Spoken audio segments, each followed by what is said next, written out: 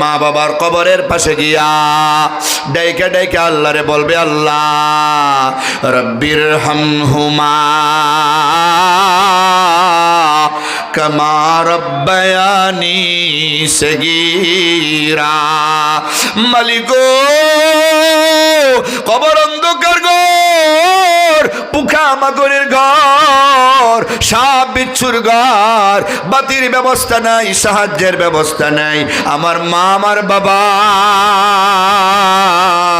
কোটি কোটি টাকার বাড়ি বানাই আমাদের দিয়ে গেল, জায়গা সম্পত্তি রেখে গেল, ব্যবসা প্রতিষ্ঠান রেখে গেল, গাড়ি রেখে গেল, কিন্তু আমার মা বাবা আজ এমন অন্ধকার কবরে ঘুমায়, যেই কবরে বাতি নাই, যেই কবরে সাথী নাই, যেই কবরে মাটি কোনো পালং নাই, যেই কবরে কোনো জাজিম নাই, লেফ নাই, কমলি নাই, যেই কবরে কোনো ফ্যান নাই, এসি নাই।